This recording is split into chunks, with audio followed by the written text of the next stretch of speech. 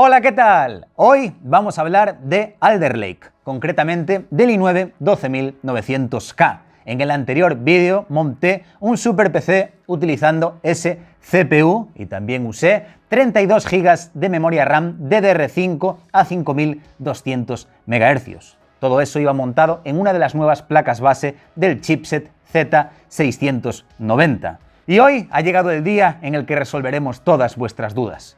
¿Acaso este i9 12900K es más potente que el Ryzen 9 5950X? ¿Qué mejora hay si lo comparamos con el anterior i9, contra el 11900K? ¿Qué diferencia hay entre la RAM DDR4 y la RAM DDR5?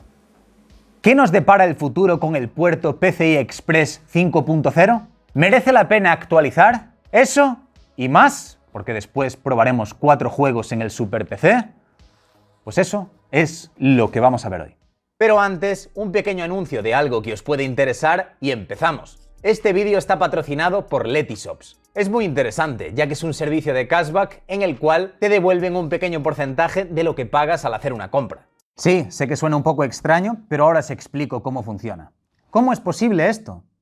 Letyshops es una plataforma que tiene afiliación con más de 3000 tiendas, como MediaMarkt, PC Componentes, AliExpress o Eneva, entre otras. Se encarga de atraer clientes. Entonces, cuando cualquiera de estas tiendas consigue una venta a través de Letyshops, dicha tienda comparte un pequeño porcentaje de la venta con ellos. Y cuando tú compras algo a través de Letyshops, ellos comparten contigo un porcentaje de ese porcentaje. Para poder empezar a recuperar algo de dinero en vuestras compras, podéis registraros desde el link que tenéis abajo en la descripción. También hay una extensión para Google Chrome y una app para Android y iOS. Ahora sí, continuamos con el tema de hoy.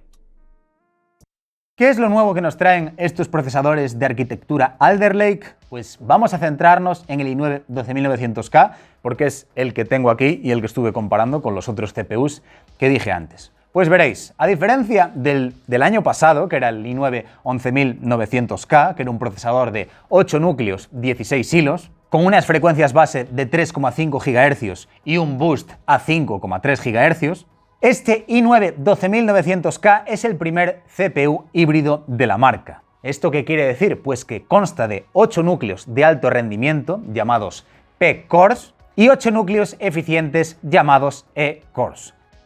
Los P-Cores tienen hyperthreading, es decir, por cada núcleo tenemos 2 hilos, y los núcleos eficientes no lo tienen, así que por cada núcleo hay un hilo. Por eso el procesador es de 24 hilos, 16 más 8.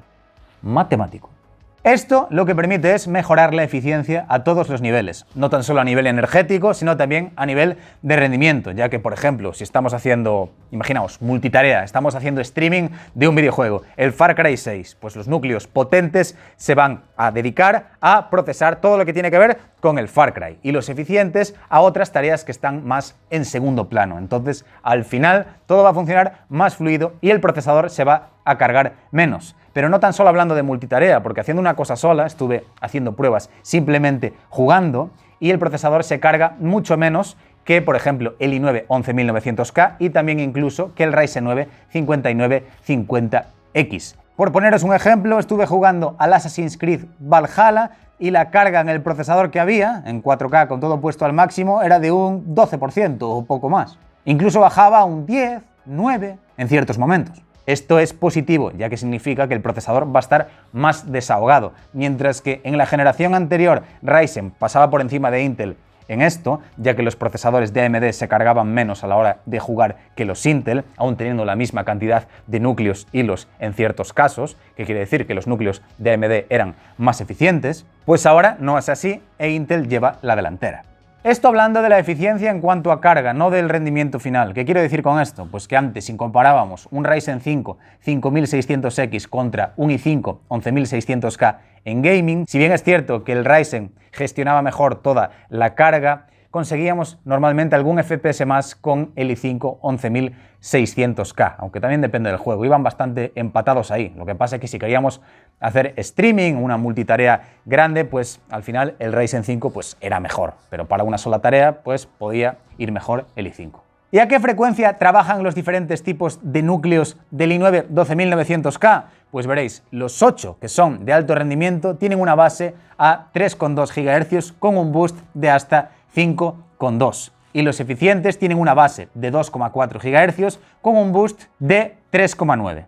Eso sí, hay una cosa muy interesante a tener en cuenta. Si comparamos el i9 12900K contra el i9 11900K, pues este nuevo, con la misma frecuencia, puede rendir hasta un 19% más que el i9 11900K.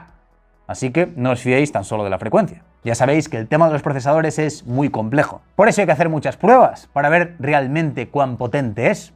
Vamos a hablar ahora de las placas base del chipset Z690. Van a salir más, pero por ahora son las que tenemos para estos nuevos procesadores de Intel. Pues una de las novedades es que cuentan con puertos PCI Express 5.0. Esto va a permitir un mayor ancho de banda, que si bien es cierto que a día de hoy las tarjetas gráficas actuales no lo aprovechan, quizás en un futuro cuando salgan las RTX serie 40 o salgan las nuevas de AMD, las RX series 7000, pues sí necesiten de este puerto para poder aprovecharlas al máximo y sacarle todo el jugo a esas nuevas futuras supuestas GPUs.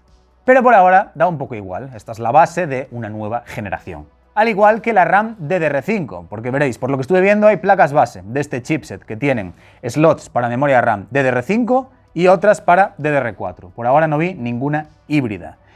Las que tienen slots para DDR4 no les veo mucho el sentido, a menos que queráis actualizar del equipo que ya tenéis sin tener que comprar nueva memoria RAM, cosa que, no sé, es un poco raro. ¿Por qué? Porque el i9 12900K, si te vas a la página de Intel, te dice que la frecuencia máxima ideal pues son en DDR5 los 4800 MHz y en DDR4 los 3200, así que para sacarle todo el jugo a estos nuevos procesadores pues van de la mano con RAM DDR5.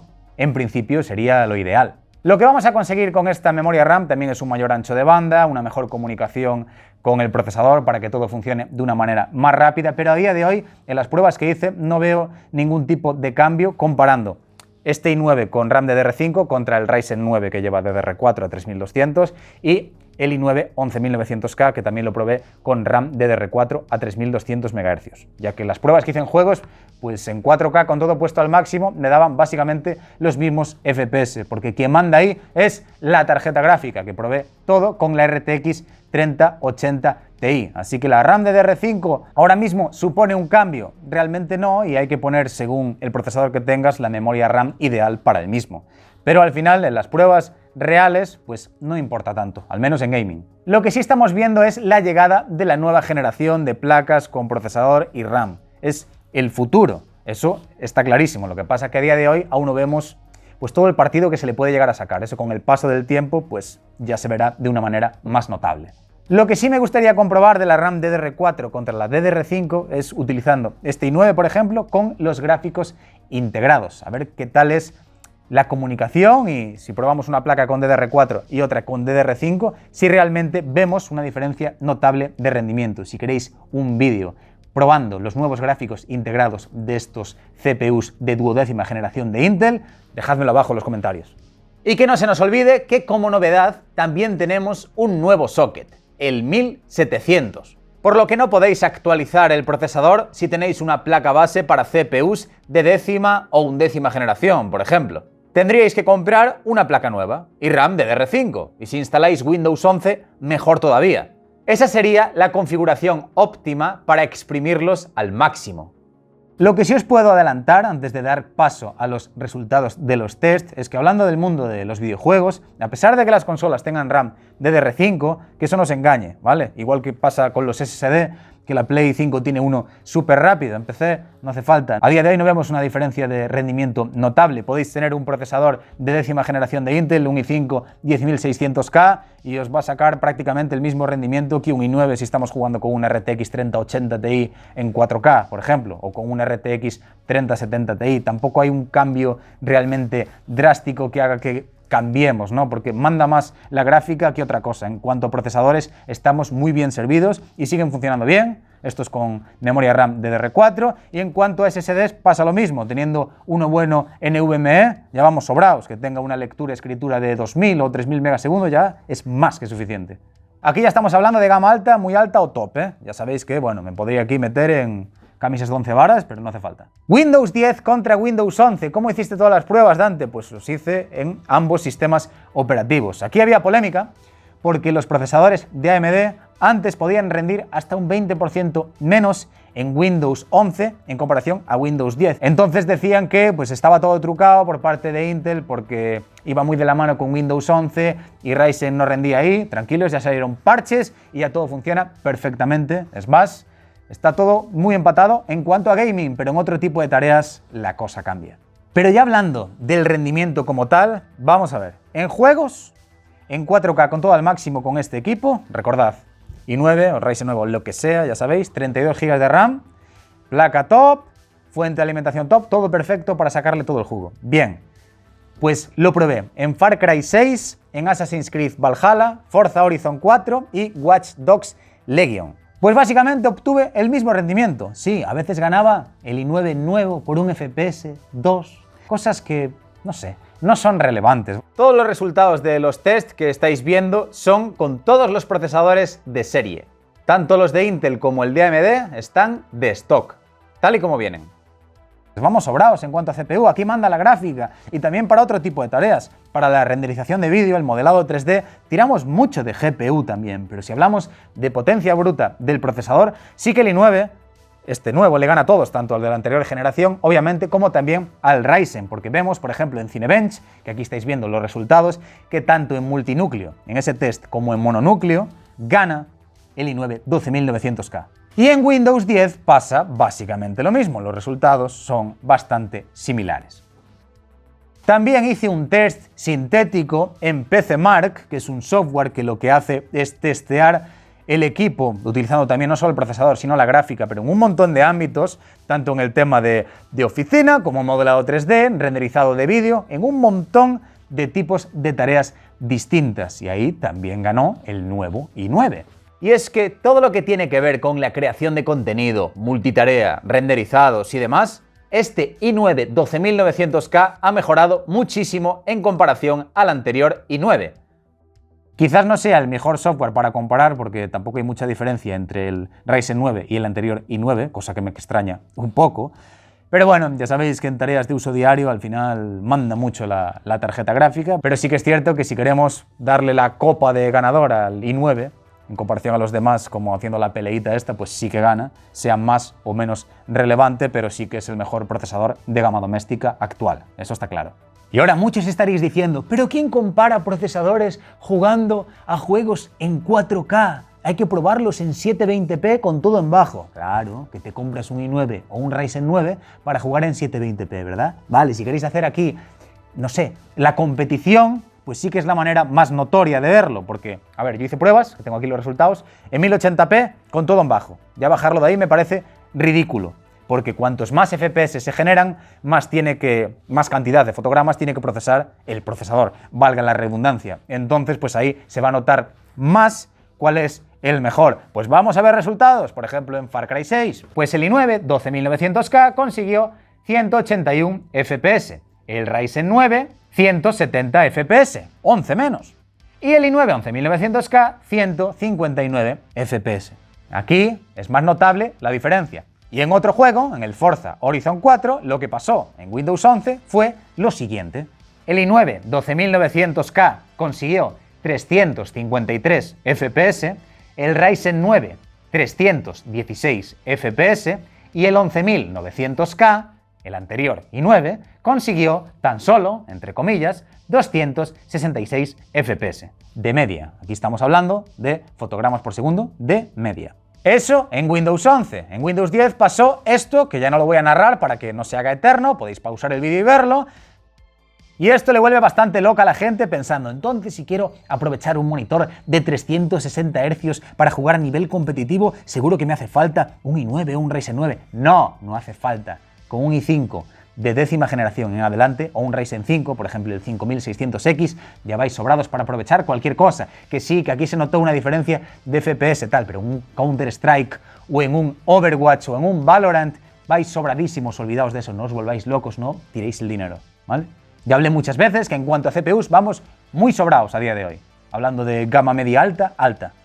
Para jugar a otro tipo de tareas sí que podemos notar ya pues que los tiempos de espera de renderizado 3D y cosas pues pueden ser menores, pero es que la gráfica sigue siendo súper importante. Para todo. Overclock. ¿Qué tal overclockea este i9 12900K? Porque Intel no tan solo nos vendió que era el mejor procesador del mundo para gaming, que sí es cierto, aunque no sea demasiado relevante, es verdad. Pero ¿qué pasa con el OC? Pues que realmente tiene un margen de overclock muy amplio, pero claro, esto va más bien enfocado a los propios overclockers, ya que ¿qué ocurrió? Pues que un nuevo récord, ¿no? Los núcleos potentes los pusieron a 6,8 GHz y los eficientes a 5,3. Es una auténtica barbaridad. ¿Cuál es el problema? Para el usuario normal, de a pie, como tú y como yo. No hace falta overclockear nada, a día de hoy no tiene demasiado sentido, es mejor dejarlo tal y como viene y que ya él solo se ponga la frecuencia que vea conveniente. De hecho, yo probé todo de stock, tanto el 11900K, el 12900K y el Ryzen 9 5950X, y sí que hice una pequeña prueba de overclock utilizando el software este de Intel, aunque no está del todo optimizado todavía, pero simplemente dándole a un perfil automático de modo performance, las temperaturas subían una barbaridad, incluso con un kit de refrigeración líquida con un radiador de 360 milímetros. Era un kit all-in-one, pero en definitiva sí, podemos overclockear este i9 bien, pero necesitamos un sistema de enfriamiento brutal y no merece para nada la pena porque no nos hace falta. Para concursos, muy bien. Para usuarios de a pie, no tiene sentido. Y se calienta mucho cuando lo subimos, ¿vale? Tendría que hacerlo desde BIOS, de manera manual, poco a poco, controlando el voltaje, y seguro que conseguiría mejores resultados, que no me dio tiempo a investigar todo eso, pero ya de primeras lo que pude ver es que a nada que le subas, sube la temperatura ahí bastante, por no decir mucho.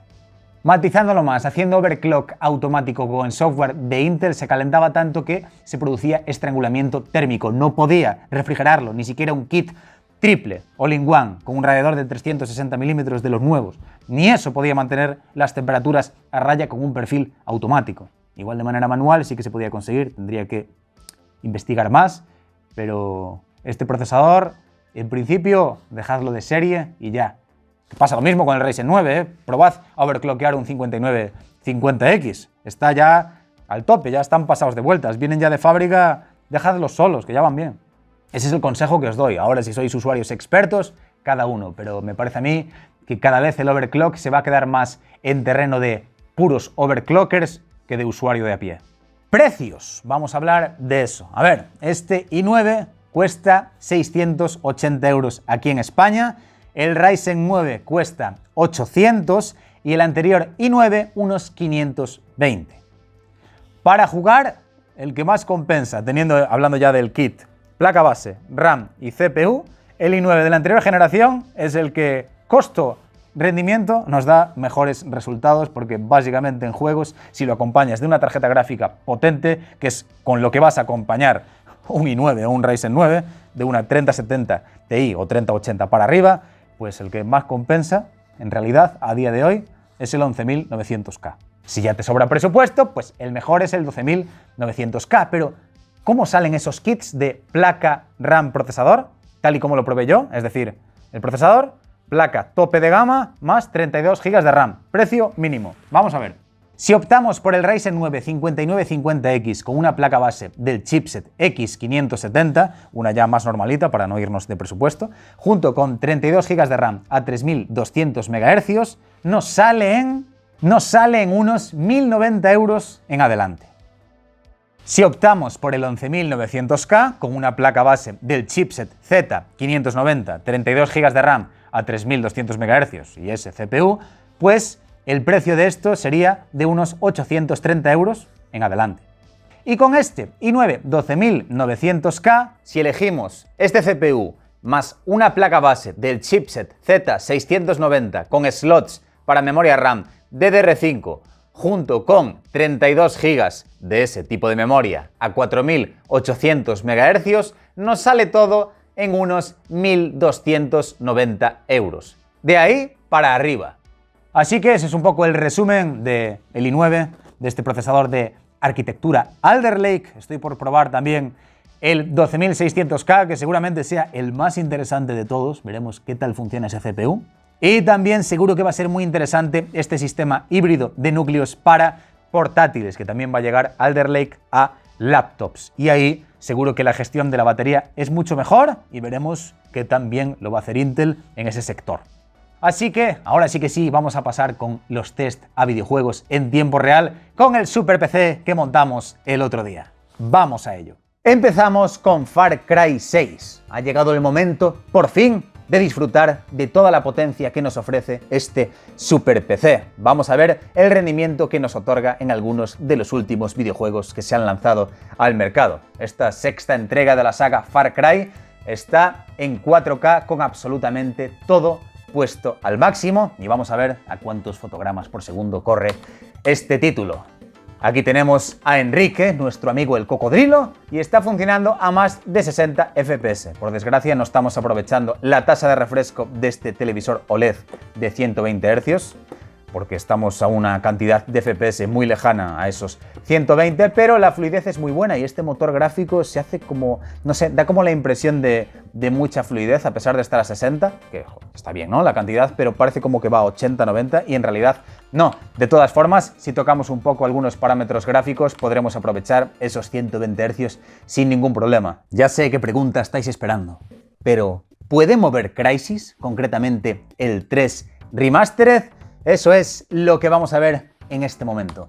Así que primero vamos a darle un repaso a las opciones en 4K también, por supuesto, con todo puesto al máximo y el DLSS en equilibrado. Y así vamos a aplicar cambios y así es como funciona.